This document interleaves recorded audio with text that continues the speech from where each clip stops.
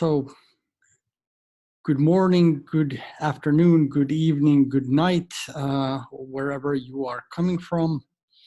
My name is Teemu Ropponen, and I'll be hosting this session, DemoLounge number 2 of 6. So we have 3 demos in each of these sessions.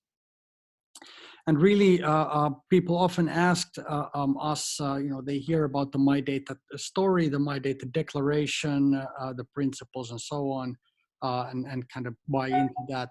But then people are like, well, who is doing that in practice? What does that look like in practice?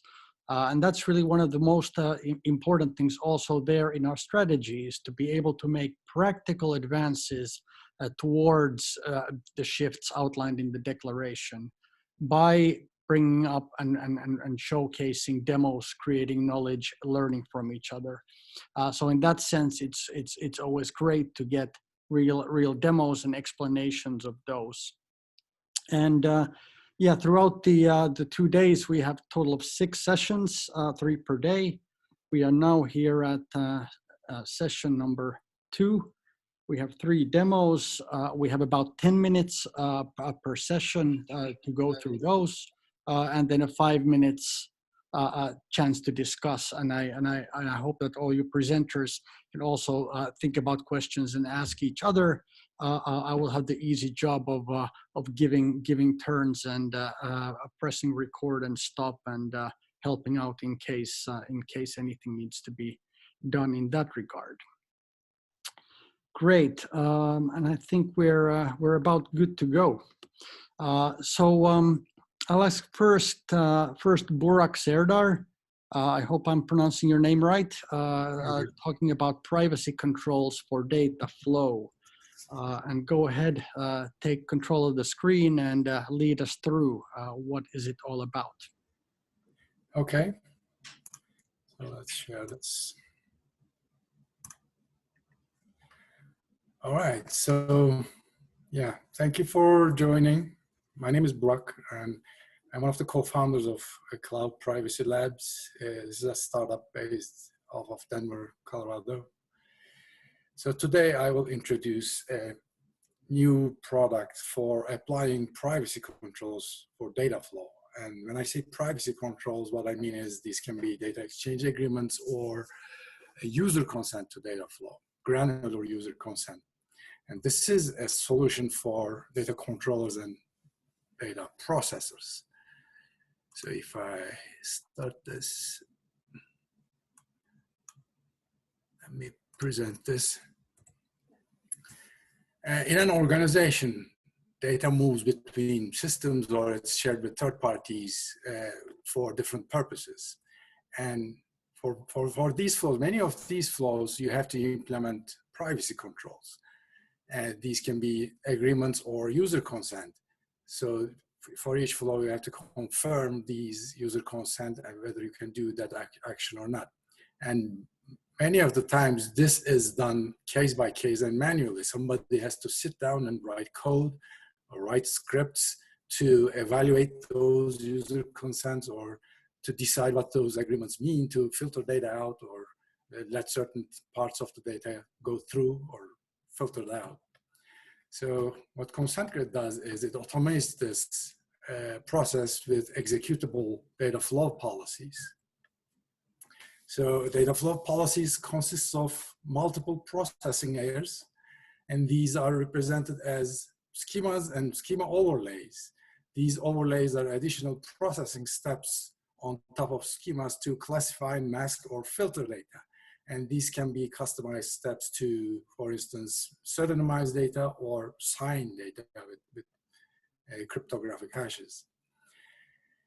The architecture looks like this. The organization deploys a ConsentGrid schema processor to apply these privacy controls in their own network. And this way, the private keys or personal data stays within the organization network. It doesn't leave the network. ConsentGrid lives as a cloud-based system where they can administer these schemas, policies, and they can record the user consent. So for this demo, this is the setup that I have. I have on the left-hand side the local network, which is my computer, where I have some sample health data, a FHIR bundle for a patient. This FHIR bundle contains just two records, the patient information with the PII and an immunization record. And we are going to process this FHIR bundle using the schema processor and consent information through some policies to see what happens with the data. And I have, for this demo, 4 policies, 4 data flow policies. Everything just lets through all data unmodified. There are 2 policies that remove the PII or mask the PII from data, and there is a pseudonymized policy. So what these are gonna do is, these are going to expose some local APIs to my local network. So when I process data, they're gonna remove PII or mask PII or pseudonymize the data. And I have 2 simple privacy classifications for this demo. I have a PII classification and a location classification. And a simple consent entry form for this demo where the data subject users can enter what is allowed to be exchanged for certain purposes. So the classification overlays actually look like this. On the left-hand side, I have 2 classification overlays. The first overlay adds PII information to data, and these are the fields that it adds PII information to. And on the right-hand side, you can see my sample data.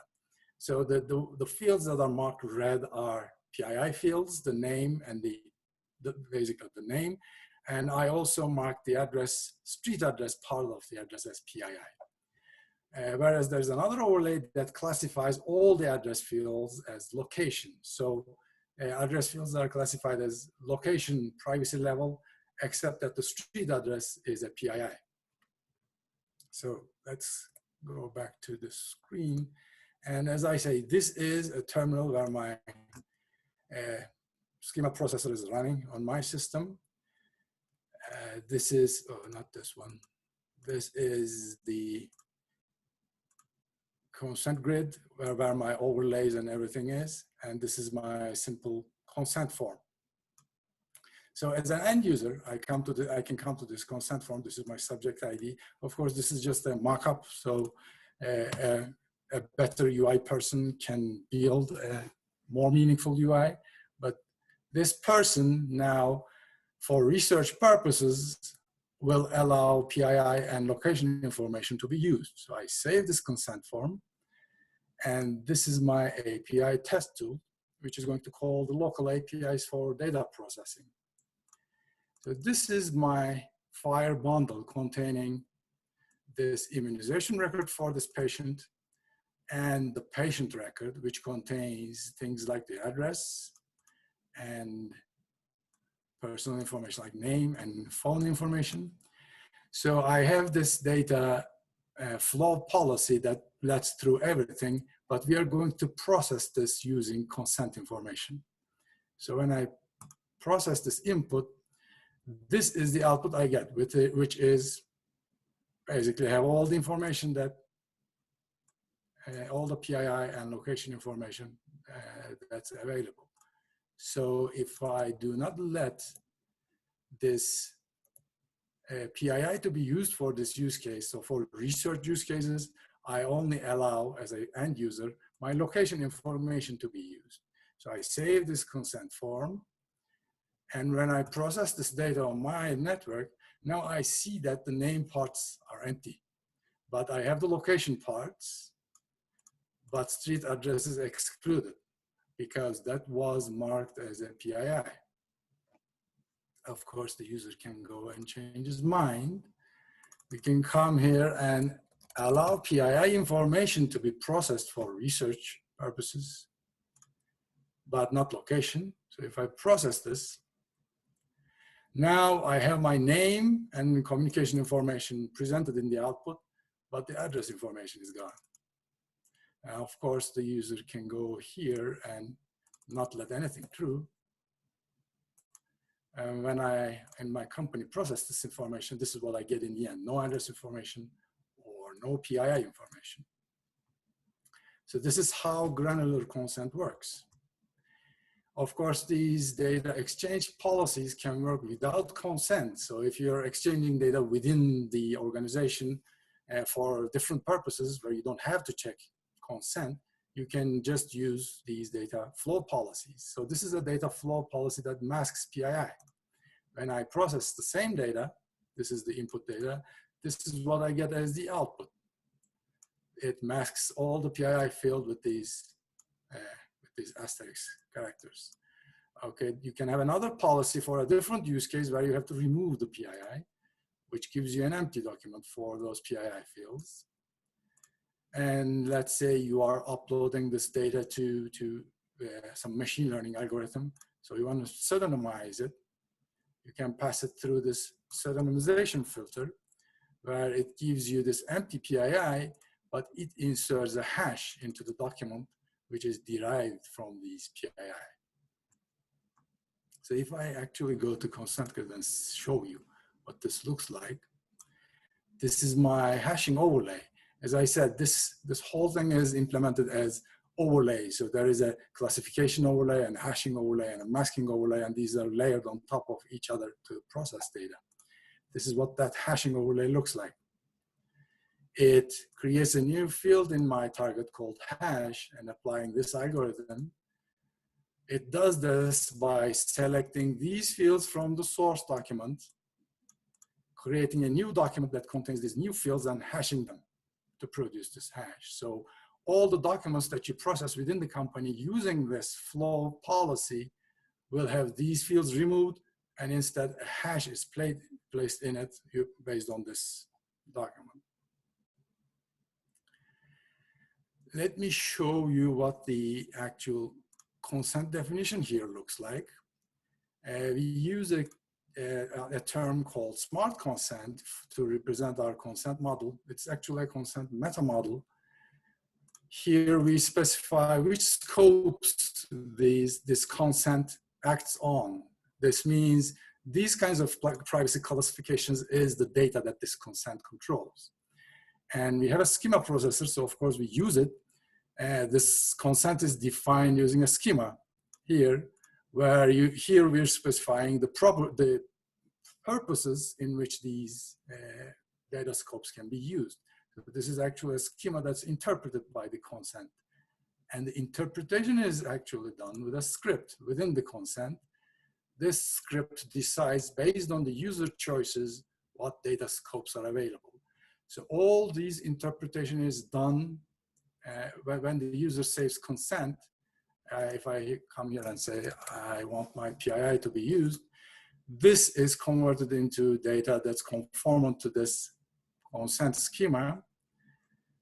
And then when I run my data processing pipeline, that consent is interpreted using that script and operated on the data locally. So this is what we mean when we say privacy controls for data flow. So that's the end of my demo. If you have questions or comments, contact me. That's my email. And thank you for listening. All right, thanks, Burak, for this. What kind of questions or thoughts do the audience have? Jay, looks like, did you have something in mind? You're unmuted. Any questions or thoughts? No, it was really interesting, actually. It's going to be interesting to see how this goes this evening, because we've already seen kind of why this is important around operators having a better understanding of what each other do, because I think we all have strengths and weaknesses in our services, and I saw something there that we don't do, and there's some stuff we do, and I think there's going to be a discussion after this where I think we could collaborate. All right. Interesting. That's I mean, good. Aaron, did you have any further questions? Because I know we were having a little Slack conversation as it went on. You're on mute, mate. I was saying, no, I thought it was really interesting. I do have some questions around the sort of schema-based approach a little bit. So obviously the management and maintenance of those schemas is going to be a fairly manual set of work initially. Do you have any plans for reducing that or making that a slightly more, I guess, user-centric experience, which is easier to do? So the schemas we use for this demo, what I'm using is FHIR schemas verbatim. So there is no problem with the schema basis if you are working off of something standard like FHIR. So what I did was I uploaded the FHIR schema as it is. I grabbed it from the web. And the overlays, yes, that is a manual process. And you have to come up with a way to specify your own business logic on top of the FHIR objects with those overlays. But the good thing is the overlays are reusable and exchangeable. So the intent of this whole thing is not developing schema bases, but developing reusable overlays for people and exposing those and make them exchangeable. There is an effort under trust over IP using a very similar concept, schema overlays, schemas and overlays, but that's more on the data capture side. This is more on data use and data exchange side of it. So the main idea is to keep the overlays standardized and exchangeable and replaceable. Yeah, very cool. And also I have to say, we are planning to make the actual schema and overlay processing part of this open source, but it's not out yet. But yeah, that's the intent, to make it open source so it can be used. Cool. And Burak, there was a question on the chat from Johannes, the name of the schema standard. So this system uses JSON and XML schemas as they are. For this demo, it is using the FHIR schema base, the FHIR schemas, FHIR JSON schemas. That is FHIR. Any other questions from the participants, the audience? Burak, do you have something in mind where, like I was thinking exactly like what Jay said about linkage potentially to the operators. What do you have in mind? What's your ask to the MyData community? What do you see as possibilities for collaboration, or what do you need from the community? So MyData community, as far as I can see, is very much focused on identity and identity-based solutions, and especially decentralized data. Now, this leaves the part where you solved all these problems, identity and validation and decentralization. Now you have to process the data. This is where this comes in. This is the hole that this product is filling. So looking for collaborations. This is the part that people usually do manually. And that's what we're doing. That's what we are automating.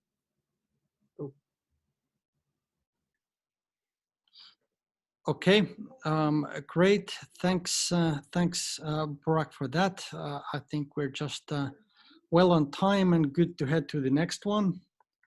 So next we've got Jay Cromack, Aaron Provis, and I guess Ren won't be joining us. I think it's you, to an authenticated story of user control. And go ahead and lead us through. Okay. Thanks, Timu. And good evening, good morning, wherever you guys are, and good to be here. So I'm Jay Cromack. I'm the co-founder of MyLife Digital.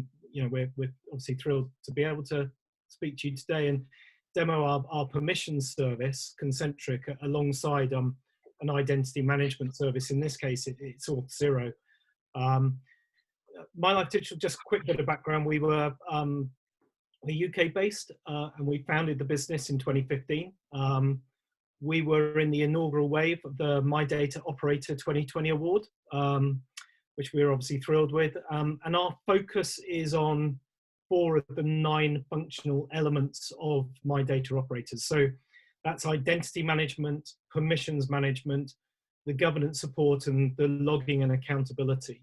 And hopefully, when Aaron takes you through the demo today, Aaron's our Director of Engineering. He's going to highlight these services by taking you on that authenticated journey of user control in relation to the sharing of sensitive health data with third parties for research purposes. I'd like to add that, you know, we've been around for a while now. We are starting to get traction. It has been tough. It hasn't been easy. We've probably got about 30 odd million consumers on the platform. We've got about 20 odd organizations, some of them fairly large scale, blue chip. You know, and we're very keen to work with other operators, especially, you know, where their strengths lie in perhaps the other areas within those 9 functional elements, such as, you know, the data model management, the personal data transfer, the storage, because I think together we can build some really amazing human-centric data services. So I'm not going to waffle on anymore. As I say, it'd be really good to collaborate with other operators and other people. And I'm going to hand over to Aaron, who is going to be my beautiful assistant and take you through the demo. Hello there. So as Jay said, my name's Aaron. I'm Director of Engineering at MyLife Digital. Just sort of give you a bit of an overview of what we're going to sort of show you today. So basically going to show you, we've configured a journey utilizing a sort of mock-up healthcare company. And basically uses a couple of elements. We've incorporated some elements from a major SaaS-based identity provider. In this instance, it's Auth0, and our consent and preference management platform, which is Concentric. And the aim really is to show how sort of using tooling can really help to make consent and permission capture easy and transparent for everyone. So that's sort of what we're working towards. So I'll just try and get the technical bits sorted. I'll vanish and hopefully I will reappear as an excellent shared screen. Yeah, that's Jay, isn't it? Hopefully everyone can see Scient. Is that? Yeah, not approvingly. Fantastic. Okay, so so in our mock-up, Scient are an application for tracking COVID-19 symptoms. And we're going to take on a journey today with John Smith. So John Smith's been using the application for a few months now, and we're going to join him as he logs into his My Account area on his mocked-up webpage. So if I just go over here, so for those who've not seen Auth0 before, this here is their authentication plugin. What we've done is we have a marketplace, Auth0 have a marketplace. We have an app in that marketplace that makes essentially attaching our consent and preference management to authentication and identity really, really simple. But this bit here is Auth0's, so I won't claim any credit for that one. I'll just log in here. So we're going to log in as John.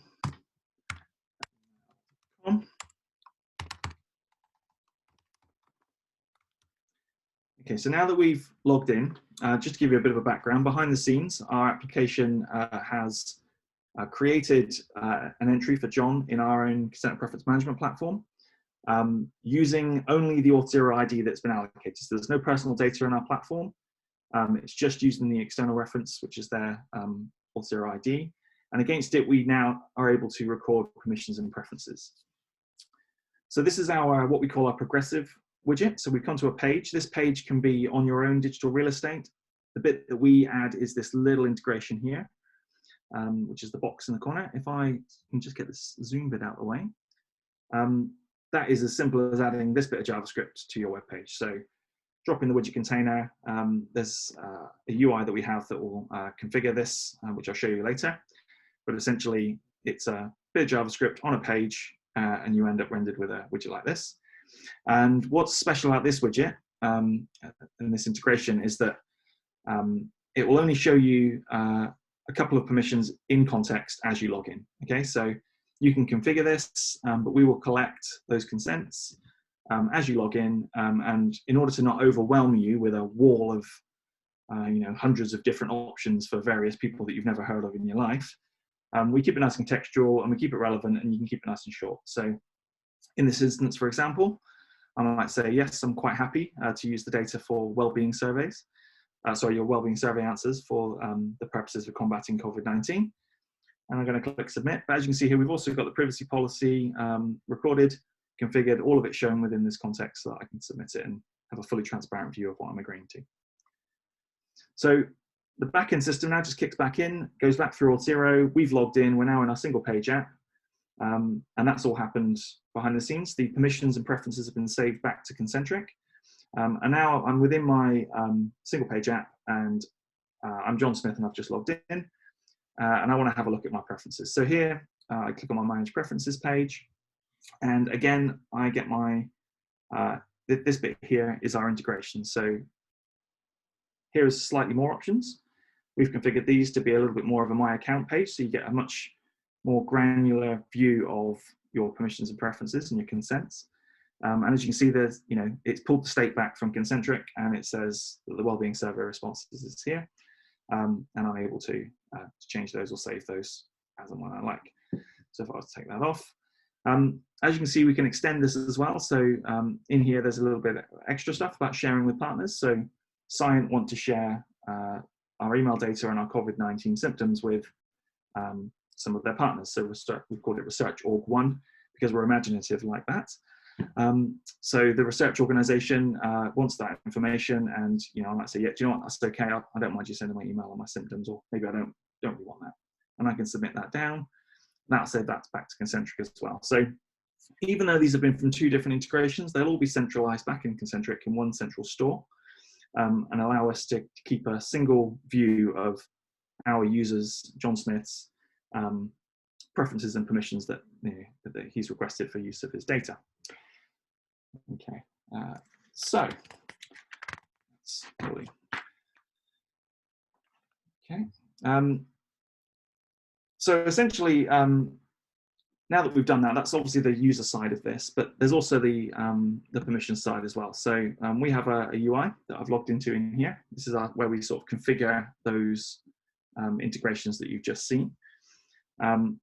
And if I show you John Smith, just to start with, I happen to know his reference off the top of my head because it's a Blue Peter event. And as you can see here, we have a large number of permissions, but we've got the ones that he's denied and granted represented in here, and his history as well. So we have a full history of everything that he's changed, everything that he wants to do, with all of the various bits and pieces you need for GDPR compliance, all roped in. Privacy policies, what the statements are, so you've got visibility of those. And this platform actually manages all 6 lawful bases of the GDPR as well. So we, as well as consent, we do legitimate interest, public interest, vital interest, testimony now, I can't remember what the rest are. But contract, thank you. Legal obligation, all in there. Yeah. Get the experts in. So anyway, so it should be said that that's a fully immutable audit trail as well. It is, yes. So once it's in, it's unable to change, and you just submit more transactions on top to give it a sort of blockchain-like ledger, which will make sure that nothing can be lost and all stored back within our systems. So far all good, right? So we've got our customer, he's logged in, he's had a lightweight couple of options that we might be interested in. He's put those through. You can see the full list of options that we've shown him, saying, other things that we're using his data for. Nice and transparent, nice and easy to understand. So as a COVID-19 app, Scient, they actually, they've been collecting data, but they now want to find out whether John will be able to support sharing it with a new organization. So what I'm going to do here is, this is our, some people describe it, I guess, as a roper, but this is a list of all the things that we'd like to collect permissions for as an organization. And I'm going to add a new party here, and we'll call it CRO number 2. And add them. They're going to be interested in COVID-19 symptom data for the purposes of research and statistics. Okay, I'm going to set that to active, add a lawful basis, which I'm going to want as a consent. And I might say consent for 6 months on this one, and add that option to the system. So I now have a new party added as easily as that. As you can see here, I've now got a new option that I can expose to customers to see if they're willing to share data for this purpose. If I come to our content templates area, this is where we configure what we show to the end users. So in this instance, we've got this engage one was our shorter wellbeing survey. And I can add new elements to this one to present to John next time he logs in. So if I go to add this one, I'm going to say CRO number 2, COVID symptoms as my label. pick that option. I can add a description, and I can add contextual information so that when I select the information, I can either be told what I'll be losing or, or gaining. So for example, I might say, this will help. Actually, no, I'll just leave that for a minute. Overcomplicate it. So I add those, save that template, and I'll also come back in here just very, very quickly and add it to the My Account so that the fuller range of options is visible. So that was, please forgive my spelling. 2, COVID symptoms, same thing again. I think you wanted to go down a bit. Did I? Add it into that one. Data sharing with partners. Oh, yes, probably. Good point. Sorry, my bad. Thank you very much. Thank you, Jay. Keep me honest. 2. So obviously this is, you'd obviously call this Pfizer or whoever it is, or AstraZeneca, or which is using unimaginative names for the purposes of this one. But again, as you can see, it's really easy. Pop it in, add it to the template, and save it. And now what we've done is, the next time John logs in, we'll see, as soon as I add that, we'll see this one appear in the My Account page, and on the Engage one, which is the one that happens right after login, I'm going to pop that right to the top to make sure that that surfaces as well. And we should be able to see them. So if I go back to my demo and go to login again,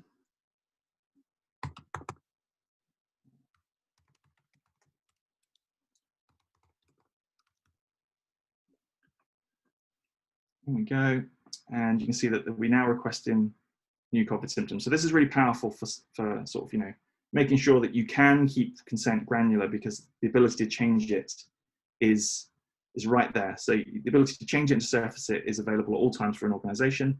And then, they're able to come back and adapt and change. So as you can see in here now, we've said, yep, that's absolutely fine. Exposed to the end user again in their My Account page. And we also have, which I forgot to mention earlier, we have this history as well, which is our fully auditable, fully immutable audit history. And that has a full list of all the things that you have accepted or denied for each of the purposes and parties that you have submitted for. Can you click on the little arrow as well, Aaron? Just show that you can go down. So yeah, so you get the full context, you get the time, where it came through, who recorded it, and the privacy policy that was in place at the time. And that's also something that you can embed on your own digital real estate. And again, that's all quite powerful stuff.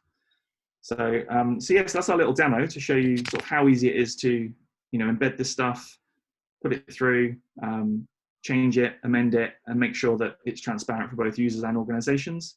And yeah, I think that's, I've missed anything out, Jay? Sorry. Yeah, I would just say that obviously what we're creating when we build that kind of purpose, we're capturing the party that we want to enable to be able to process the data. We want to highlight the data elements, and we want to highlight the purpose. What we're generating there is what we call an option ID, and an option ID is effectively the contract, if you like. I'm allowed to process this data for this purpose, and you ping our API and you either get a granted or denied back. So, if you haven't got the consent in place, when it's been implemented correctly, there should be no way of processing that data unless you've got that contract in place. And that's that's how, a number of our organizations have it implemented. Some of it do it on bulk updates across other platforms, but this is kind of the core area. Okay. Yeah, so again, so obviously we've shown this sort of user side of this, which is just around, making the collection and the, embedding it in multiple different input sources really, really easy. But obviously there's a lot of backend stuff that comes out the back of it as well. So we have a fully open RESTful API. Everything we build is on top of that API, so everything's doable, all JSON based. Again, we've got the immutable audit trail, we've got the options and all that kind of stuff. And we also have real-time subscriptions. So any downstream systems that you want to keep in sync, you just connect them up. You can either poll or you can get it real time, have everything updated in that way. Cool. And we're being told to hurry up. So I think we're done. Cool. All right. Thanks, Jay, and thanks, Aaron. we went a bit over time. It's no problem. As I said, what kind of questions or thoughts do we have from the audience who'd like to comment or ask a further question?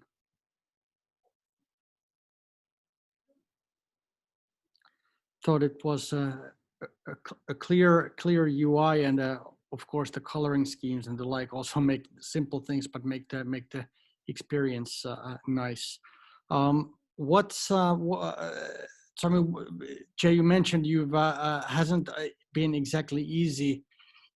Like, I'm just curious, like for example, this how is this deployed at the moment or used at the moment in the market? What kind of like you had a COVID case, but like what kind of use cases do you have it in use?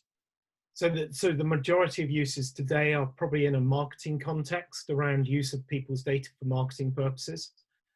We are also implementing currently, and the reason why we use CRO is we're actually implementing it into the world's largest contract research organization to enable them to, one, recruit people and be able to contact them regarding clinical trials, but also the complexity around the dual data controllers around the pharma firms and the contract research organization. So that's probably going to be one of the more complex implementations, but they like the configurability of our consent framework and how that can be easily created as they bring in new purposes. I think the challenge, to be honest with you, has been the fact that people seem to think that they can get away with the bare minimum when it comes to consent, and they can do it bundled and so on. And I think, it's useful that over the last 6 months, we've started to see the regulators starting to actually enforce. Only the other day, Vodafone in Italy were fined over 10 million euros because they didn't have the right consent mechanisms in place. They weren't granular enough. They didn't have the auditability. And I think organizations are waking up, and also there's a big move around data ethics. In the marketing world, the World Federation of Advertisers have released a paper on data ethics and actually talking about they've got to start getting more granular. They've got to have a more human-centric approach. So we've always worked, and this, I've always said, I don't think individuals care enough for us to focus on building apps for individuals. Our focus is on working with large organizations and getting them to understand the benefits of being more transparent with their consumers, their patients, members around the data they hold on them, and give them transparent choices around how they use that data, and then pivot at a much later stage. Once we've got hundreds of people on our platform and hundreds of organizations, then we'll move to a point where an individual can effectively manage multiple organizations across our platform. And that's why we're so thrilled to be part of the MyData piece, because we've got to come up with a standard for that. We've got to come up with standard nomenclature for naming data purposes and so on. And we've got to adopt one of those standards at some point. So, yeah. And thanks indeed for, and congrats on being in that first batch. Now we've got 27 certified operators. I think it was 16 in the first bunch, or 18 in the first bunch. Yeah, it was 16. It was 16, 16, one of 16, right. yeah. Right, yeah. there you go.